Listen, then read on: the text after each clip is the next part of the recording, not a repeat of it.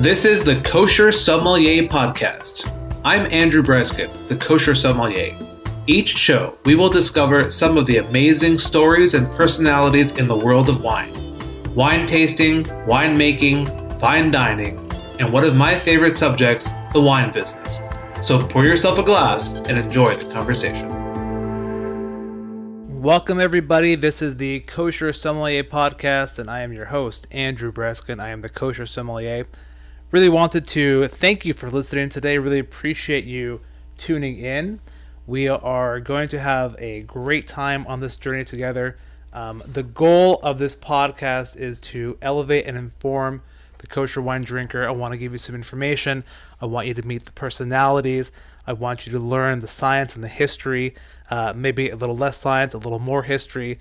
We're going to go through some ideas about tasting, wine regions, different philosophies about winemaking, and of course my personal favorite, not to get too nitty gritty, but the business of wine. How does wine get from the vineyard through all the various layers of distribution, etc., until it finally makes its way into your glass. We'll try to bring that up a little bit with some of our guests. We are going to have guests today. It's just me though, but in general, we are going to have some guests, some winemakers from around the world, some local personalities here in San Diego that people might find to be of interest. And we're going to travel with you and share with you some of our journeys and meet the people along the way. Again, this is going to be a podcast for, you don't have to be necessarily a kosher wine drinker. It's going to be pretty available to everybody in terms of access. There's not going to be too much inside baseball in terms of the kosher stuff, because in the end of the day, it's about the wine, and we want to keep it that way, but we want to also keep it relevant for those people who are not going to be going to, Robert Parker 100-point dinners and tasting those labels, but, wines that maybe more people can relate to in the kosher wine drinking community.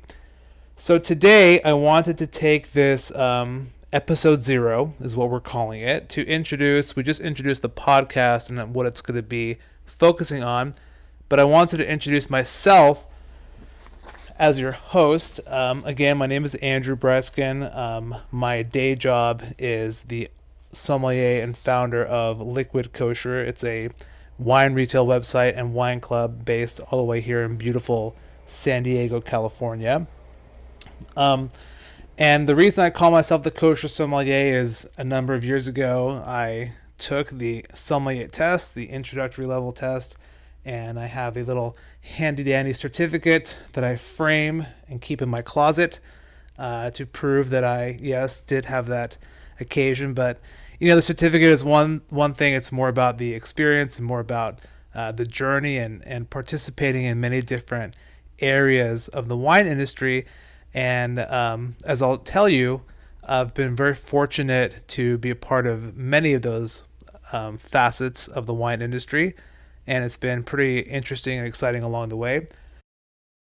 So I've always been kind of fascinated with the idea of wine. I just remember my parents, who are not wine drinkers by any stretch. We did not grow up with table wine during the week. We did not grow up with fancy bottles of wine. At the Shabbat table, it wasn't really part of the experience, but people would come over and bring over nice bottles of wine. We had, where we grew up, this wine cellar closet that it was not refrigerated. It was not, it was enclosed by this metal gate that was completely, you could reach your arm through it. There was nothing, that resembled a cellar about it, except for the fact that it had these built-in wine racks in the wall. It was under the stairwell. Eventually that little space became the dog's nook, but before that it was what we would call the wine cellar, because that's what it was. It was a wine cellar. People would come over and we would just put, whatever gifts they would bring over for, hostess gifts, or we would just stick them in the wine cellar. And there they would sit, forever, because we would never open them. It looked really cool to see these bottles in there. And I just remember one bottle that I can never get the image out of my mind. It was a Chateauneuf du Pape, and that's a wine that is very distinguishable on the outside, because typically the bottles come with this like embossed logo of the region on the glass. So if you can imagine like a Chardonnay type of a bottle, and then on the outside it would have this like mold of the emblem of the region Châteauneuf-du-Pape. It'd have this like insignia of the Pope, and I think it even has like a cross on it, and it says on the outside of the bottle in molded glass, Châteauneuf-du-Pape. The label would have some braille on it. I think that was maybe traditional for that time for the region. It's probably not braille, but just it's textured, and it was just really cool. And as a kid, you see these things, and it kind of makes an impression, I guess. From there, I just was attracted to looking at wine bottles, and from there, when I became a little bit older, I'm not gonna say exactly how much older, but I became more interested in tasting and understanding the difference between wines in different regions, and perhaps which ones I would gravitate towards personally. Obviously, the French labels are going to be a little bit more exciting, not in terms of design, but in terms of the language on the label. What does all that stuff mean? What do the different regions come to represent? And so I guess that's maybe why I became a French wine lover, just seeing the French bottles to begin with. And these weren't like, fancy schmancy bottles, just, they happen to be from a certain region, and those are the ones I happen to remember. So from there in college, it was helpful to look a little bit older. I would go with some friends to local wine shops and participate in their $5 tastings, just to get you to buy something. They'll open up 6 bottles of wine, you pay $5, and from there, if you go for a few months every single week, you're going to end up tasting dozens and dozens and dozens of wines. So doing that, I was able to start to tell the difference between different varietals, a basic distinction of different regions, and what are the very elementary characteristics of certain regions, and then you start to develop a little bit of a preference and profile, and you start to see, well, gee, I guess my tastes are gravitating towards this direction and the other direction. But the fun part for me was doing some blind tastings and trying to figure out, I've read in a book that a Merlot should taste this way, and I've read in a book that a Cabernet should taste this way, but what about on the palate? What about in the glass? So doing those kinds of tastings where maybe it was what's called single blind. They give you the list of wines, and they don't tell you which ones you're tasting, but you have an idea by process of elimination which one's which. That's really, really kind of a fun challenge. And then, full-on double blind, where they just pour you a glass of red or white or sparkling, and you just got to figure out what it is. I mean, that's a really exciting tasting method, and really a great way to learn about wine, and kind of humbling because usually you don't get it right, but it's a really great experience to remove any sort of natural biases or barriers that you might have towards certain types of wines by just tasting it blind and saying, oh, well, I didn't know that I liked Italian wine, and here it is. This is my favorite out of 6. It was an Italian wine that I always thought that I never enjoyed it. Anyway, so I was doing these kinds of tastings. I would try to go on the nights before they switched out the menu for the week, meaning if you had on a wine bar a certain amount of wines for the week, at some point they'd have to switch them out for next week's wine. So I would go on the night before they switched it out, so you get a better deal. Maybe you had to make those college dollars stretch a little bit farther, get a better deal, and try to taste some more wine. So we would go do a full-on tasting, sit down, after closing time, met some really important mentors in that process for tasting, and would stay after hours and just finish up all the different wines and spend the time learning, or what we call doing research, which is really just tasting and talking. From there, I decided that if I was going to be tasting this much wine, I got to find a way to pay for it. So I started trading wine a little bit, taking advantage of some discrepancies in the market, buying here and selling here, and doing so online. In that process, I was kind of looking for I had some great mentors in the tasting space. I was looking for some mentors in the business space. There was a website called Wine Commune, which was the eBay of wine. It was pretty decentralized and probably illegal, but they made it work for a time being. And there was one fellow on there who had like the highest feedback, 50 times as high as anybody else on there. And he had a local zip code. So I pulled the guy's phone number from the listing and I gave him a call.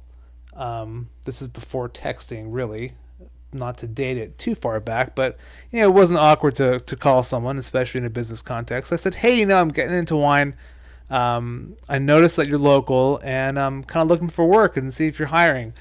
This is not the kind of person I came to find out who was going to hire anybody, but having a big heart and also realizing I wasn't going to accept a no. He said, well, I'm not going to hire you, but if you want to come down to my warehouse, I'll take you around for the day and show you what I do. So, of course, I didn't think twice about meeting a perfect stranger in a warehouse in a industrial part of town. Drove down there, and I saw the most massive and diverse, wonderful collection of wines from California and Italy and of course, Bordeaux and Burgundy, Champagne. All these lovely bottles that I've only seen in magazines and only seen on wine lists and restaurants were just right there before me.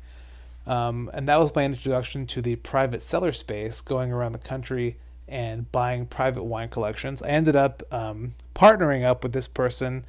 I would refer deals and try to work the numbers, and we would go in on things together and partner in that way. And in that context, I got to travel. I got to taste amazing wines and really do some cool stuff, and it gave me a great background and education in fine wines. Some of the finest wines in the world. The first time I remember the first time that I bought a wine to resell that was over $1,000. I remember the first time I bought a wine to resell that was over $10,000 a bottle. It was terrifying, but I kind of closed my eyes and just went for it. I remember this person asked me to drive a case of 1945 Mouton to Los Angeles for delivery. 1945 Mouton is a wine that a few years ago we sold the bottle for around $8 or $10 but back then it was probably $4 or $5 a bottle. And I said, drive a case of 1945 Mouton to Los Angeles? I mean, what happens if I get rear-ended? He said, well, listen, it's just wine. At the end of the day, it's just grape juice. Don't even worry about it. And so it was a really kind of a fun and, don't make too big of a deal attitude about wine that I had from the beginning, which I think has kind of kept me grounded personally in not getting too wrapped up in the stereotypical, very kind of elite, exclusive league of fine wine drinking, but just to keep it kind of down to earth and keep it basic. And that's going to be my approach for the podcast, but to keep it down to earth and basic because after all, it's just grape juice. So carrying on with the story in the private seller space, did that for a while. Went to graduate school, and in the middle of that, decided that for personal reasons, I was going to only drink kosher wine. I remember selling off my non-kosher wine collection, some really nice bottles that never had an occasion to drink. There was some Chateau de Cam in there. There was some really nice Burgundies, and that's what I felt was the best decision for my life at the time. And it's been a great challenge since then. But going to the wine business part of it, I was thinking, I just don't see too much out here that's going to replace the quality of non-kosher wine that I was drinking at that point. There were some nice labels, some from Israel and from California, and a couple odd bottles here and there from France. Decent stuff, but nothing that was life-changing, nothing earth-shattering. You can get by for every day. This is already, 13 odd years ago.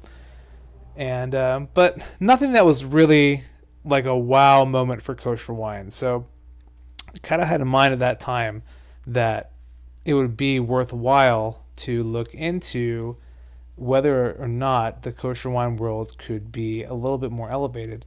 So at that point, I had started a website with my roommate called Kosher Wine Outlet, and KWO was what it was, the shorthand version of that. And Kosher Wine Outlet was going to be basically taking some experience that I had in the private seller space that I just mentioned and translating that into kosher.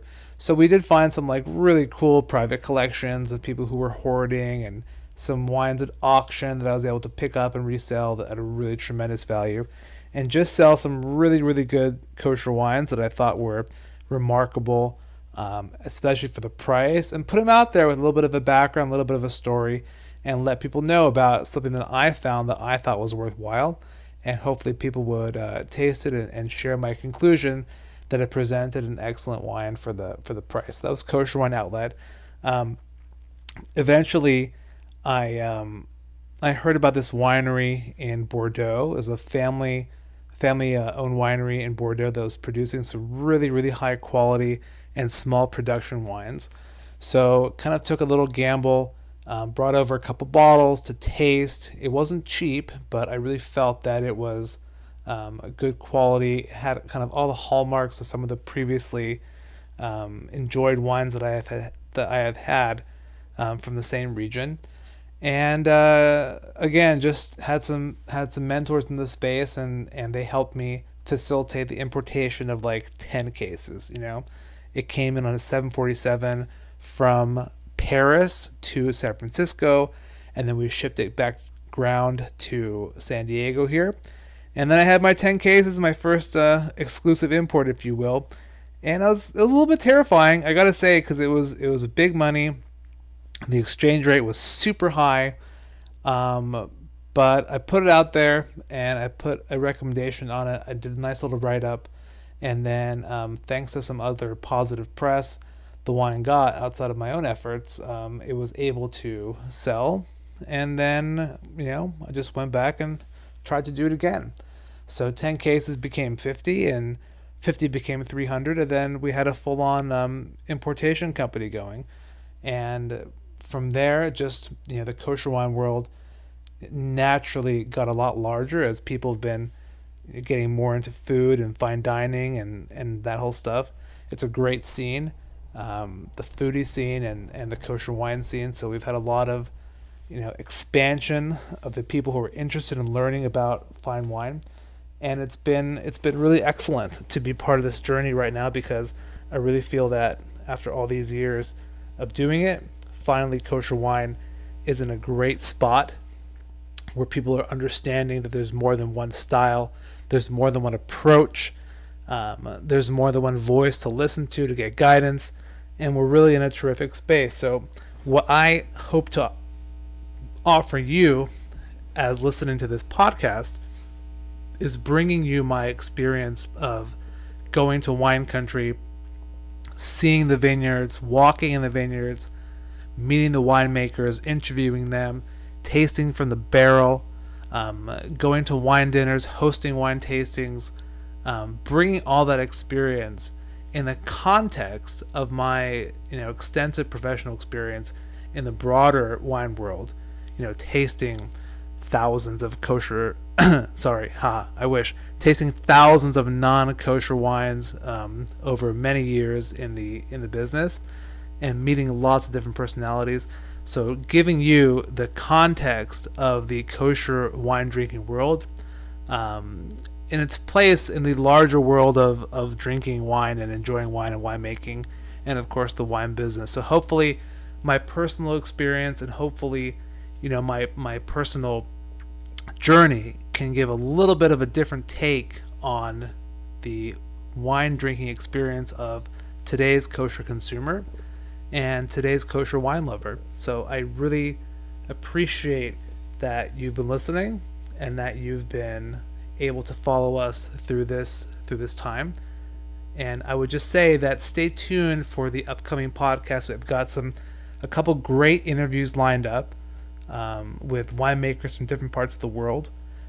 And then we're going to have some more interviews with some sommeliers, other sommeliers about tasting, their personal philosophies about tasting. We're going to have some business podcasts for those who are interested in the business of wine. And then we're going to go from there just throughout the journey. We're going to record some presentations that I do.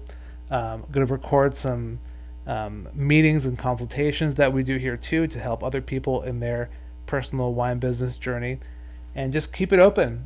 And if you have requests for stuff that you want to know about, stuff that you want to hear, feel free to contact me, and I can make that happen for you. And the best way to reach me